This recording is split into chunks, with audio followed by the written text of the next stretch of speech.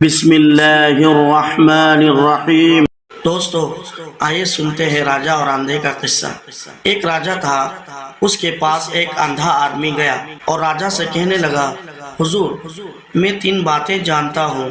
راجہ نے پوچھا، وہ کون سی باتیں ہیں جو تو جانتا ہے؟ نابینا نے بتانا شروع کیا۔ نمبر 1، گھوڑے کی پہچان جانتا ہوں کہ یہ اصلی ہے یا نقلی۔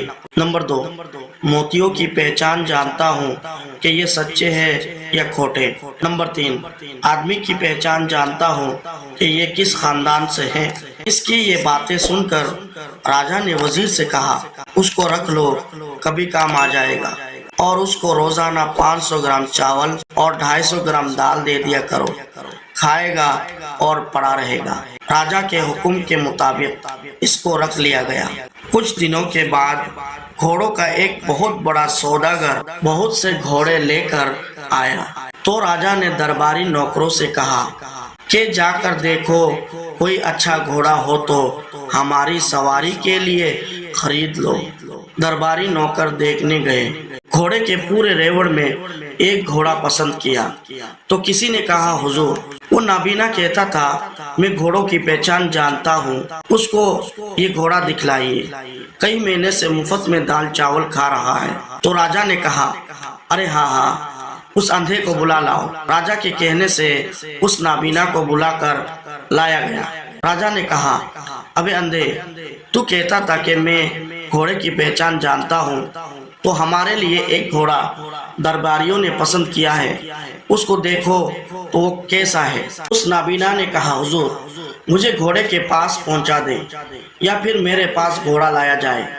راجہ نے کہا، اچھا، ہم گھوڑا تمہارے پاس منگا دیتے ہیں۔ راجہ نے حکم دیا کہ گھوڑا یہی لایا جائے۔ راجہ کا حکم ہوتے ہی گھوڑے کو لا کر نابینا کے ہاتھ اس کی رسی تھما دی۔ نابینا اس گھوڑے کے اوپر بہت دیر تک ہاتھ پھیرتا رہا، پھر سمجھ کر کہنے لگا، حضور گھوڑا تو بہت اچھا ہے لیکن یہ پانی میں بیٹھ جائے گا۔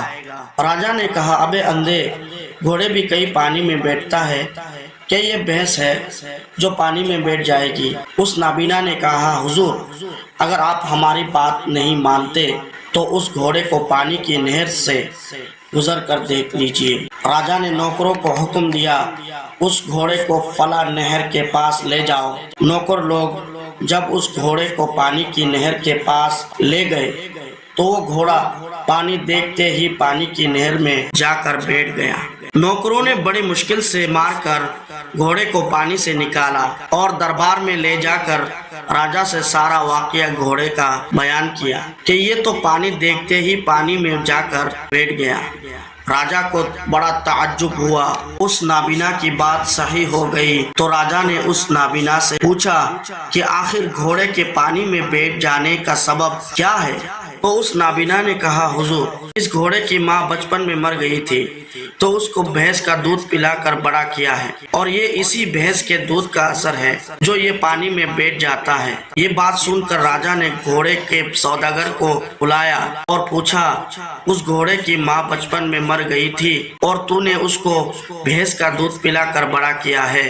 تو سوداگر نے کہا، ہاں حضور، واقعی اس کی ماں بچپن میں مر گئی تھی، پھر میں اس کو بھینس کا دودھ پلانا شروع کیا۔ جب نابینا کی یہ بات صحیح ثابت ہو گئی تو راجہ نے اندھے سے کہا، ابے اندھے، یہ تو بتا تجھے یہ کیسے پتا چلا کہ اس گھوڑے کی ماں بچپن میں مر گئی تھی اور اس کو بھینس کا دودھ پلایا گیا ہے؟ تو اس نابینا نے کہا، حضور گھوڑے کی پیٹھ کی جو ہڈی ہوتی ہے اس سے اس گھوڑے کی پیٹھ کی ہڈی 2 انگل بڑی ہے، یہ ہڈی بھینس کا دودھ پلانے سے بڑھ جاتی ہے۔ راجہ نے کہا، یہ اندھا تو بڑے کمال کا آدمی ہے۔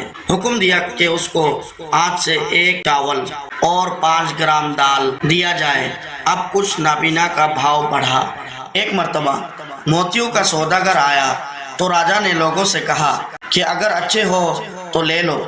تو درباریوں نے کہا، حضور نابینا کہتا تھا کہ میں موتیوں کی پہچان جانتا ہوں، اس کو بلا کر موتیوں کی پہچان کرا لے۔ راجہ نے کہا، ہاں یہ اچھا تم نے یاد دلا دیا۔ راجہ نے حکم دیا، اندھے کو فوراً دربار میں حاضر کرو۔ جب وہ نابینا دربار میں آیا تو راجہ نے کہا، अबे अंधे, तूने कहा था कि मोती की पहचान जानता हूँ। हमारे आदमियों ने चंद मोती पसंद किए हैं और हमें भी पसंद है, उसको बताओ सच्चे हैं या खोटे। नाबीना ने कहा, वो मोती हमारे हाथ में दे दो। चुनांचे मोती उस अंधे के हाथ में दे दिए गए। नाबीना ने उस मोतियों को अपने मुंह में डालकर 10 मिनट के बाद निकाला और कहा, हुजूर, ये मोती बिल्कुल खोटे हैं। राजा ने मोती के सौदागर को बुलाकर कहा, ये हमारा नाबीना आदमी बहुत तजुर्बेकार है, ये कहता है कि ये मोती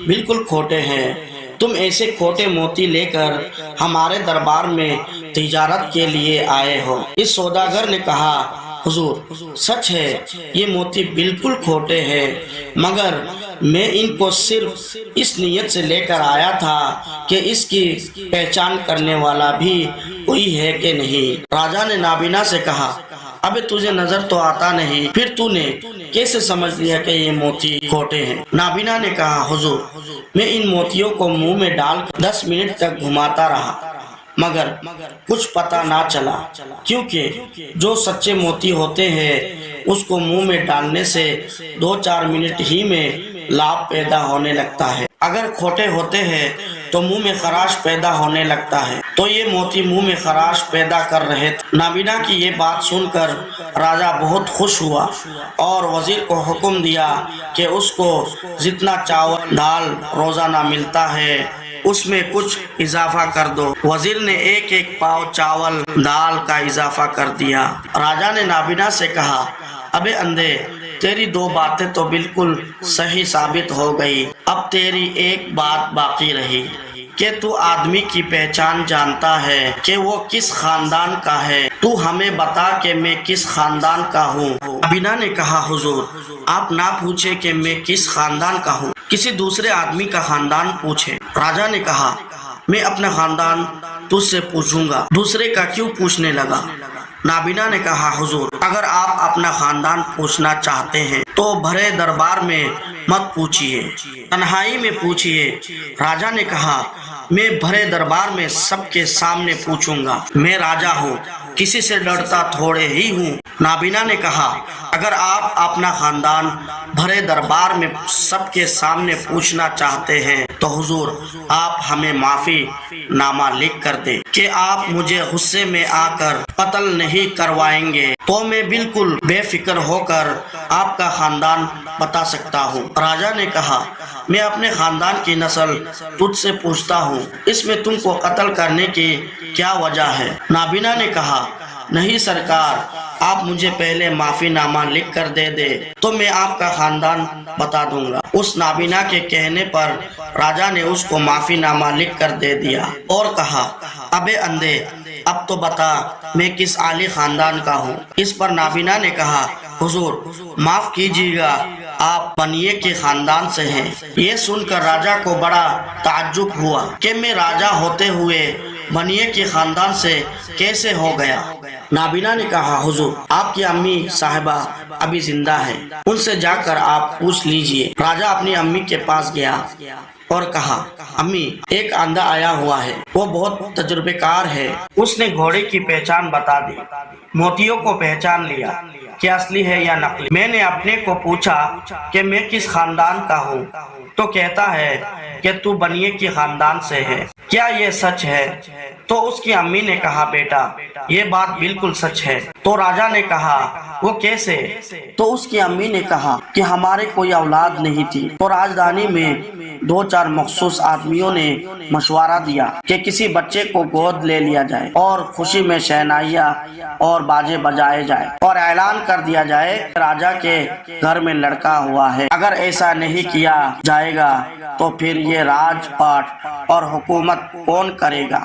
लिहाजा उन लोगों के मशवरे को कबूल कर लिया गया और शहर में तलाश होने लगी कि किसके घर में खूबसूरत और तंदुरुस्त बच्चा पैदा हुआ तो उसको गोद ले लिया जाए। इत्तेफाक से तुम्हारा जन्म एक बनिए के घर हुआ तो तुम खूबसूरत और तंदुरुस्त थे, तो लोगों ने तुम ही को गोद लेने का मशवरा दिया, तो तुम्हें गोद ले लिया गया और खूब धूमधाम हुई और ऐलान कर दिया गया کہ راجا کے گھر لڑکا پیدا ہوا ہے۔ اس کی امی نے پوچھا بیٹا یہ بات تو صرف 2-4 آدمیوں کے علاوہ اور کسی کو معلوم نہیں کہ تم گود لیے گئے ہو، اس اندھے کو کیسے پتا چلا؟ یہ تو بہت ہی تعجب کی بات ہے۔ اس کی امی نے کہا اس اندھے سے پوچھ تو صحیح کہ تجھے کیسے معلوم ہوا کہ تو بنیے کے خاندان سے ہے۔ راجا نے اندھے کو بلا کر کہا تیری بات تو بالکل صحیح ہے، لیکن میری امی کہتی ہے کہ یہ بات تو کسی کو معلوم نہیں، اس اندھے کو کیسے معلوم ہو گیا کہ تو بنیے کے خاندان سے ہے؟ راجا نے کہا ابے اندھے، تو وہاں کہاں چھپ کے کھڑا تھا یا کسی نے تجھے بتایا؟ آخر اتنا بڑا راز تجھے کیسے معلوم ہوا؟ اس پر نابینا نے کہا کہ حضور نہ میں وہاں کہیں چھپا ہوا تھا، نہ مجھے کسی نے بتلایا، اور نہ ہی میں نے کسی سے پوچھا، یہ بات بڑی آسانی سے مجھے معلوم ہو گئی۔ اس پر راجا نے کہا وہ کیسے جو تجھے اتنی آسانی سے معلوم ہو گئی کہ میں بنیے کی خاندان سے ہوں؟ اس پر نابینا نے جواب دیا حضور میری 2 باتیں آپ کے سامنے صحیح ثابت ہو گئی، تو اگر آپ کسی اچھے خاندان سے ہوتے تو آپ مجھے انعام میں زمین جاگیر دیتے یا مکان ہی رہنے کے لیے دے دیتے، اگر اتنا نہ ہوتا تو کچھ رقم ہی انعام میں دے دیتے، لیکن آپ نے جب ہی انعام دیا تو دال چاول ہی انعام دیا۔ اس سے صاف معلوم ہو گیا کہ آپ بنیے کے خاندان کے ہیں۔ نصیحت: انسان میں خاندان کا بہت بڑا اثر ہوتا ہے۔ جس خاندان کا انسان ہوتا ہے اس کا اثر اس کے اعمال سے، عادات اور اطوار سے ظاہر ہو جاتا ہے، اور عقل مند انسان اس کے اعمال سے، اس کے عادات اطوار سے پہچان لیتا ہے کہ یہ کس خاندان سے ہیں۔ ویڈیو اچھی لگے تو لائک، سبسکرائب اینڈ شیئر کرنا نہ بھولیں۔ السلام علیکم۔